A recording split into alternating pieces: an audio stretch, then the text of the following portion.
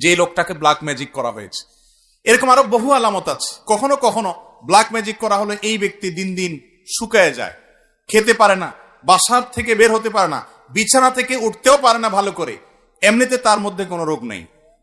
গত জুমার আগের জুমার সম্ভবত এরকম এক রোগীর কাছে এক ভদ্রলোক আমাকে নিয়ে গেলেন।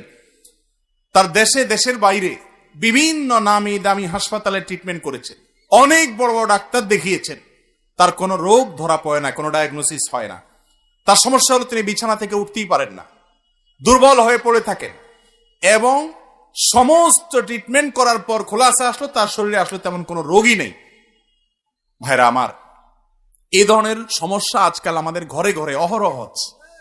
তো এই জাদু যেটা দিন দিন আমাদের সমাজে বেড়ে চলেছে, মূলত এখানে শয়তানের আশ্রয় নেওয়া হয় এবং কুফরি কালাম পাঠ করা হয়। এগুলোর মাধ্যমে মানুষ মানুষের ক্ষতি করতে পারে। আল্লাহ রাব্বুল আলামিন সে অপশন রেখেছেন, এটা এক ধরনের পরীক্ষা, আল্লাহর বিভিন্ন হিকমা আছে এর পিছনে।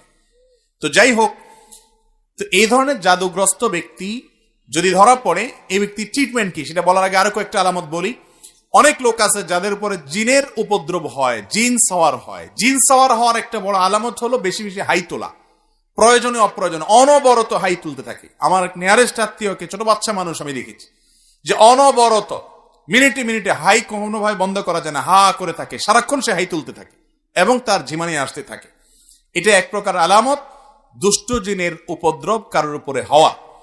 এর পাশাপাশি চোখ দিয়ে অনবরত পানি পড়তে থাকার অনেক আলামত আছে। বিশেষ করে যারা শরঈ ঝাড়ফুঁক করেন এই সমস্ত লোকেরা এগুলো ভালো বলতে পারবেন। আমি মৌলিক কয়েকটা আলামত বললাম, এই সম্পর্কে আমি এক্সপার্ট না।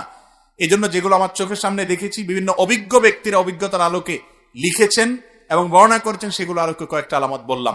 জাদু থেকে বেঁচে থাকার জন্য সাধারণভাবে আমাদের আমল হলো সকাল সন্ধ্যার দোয়াগুলো বেশি বেশি করে পড়া।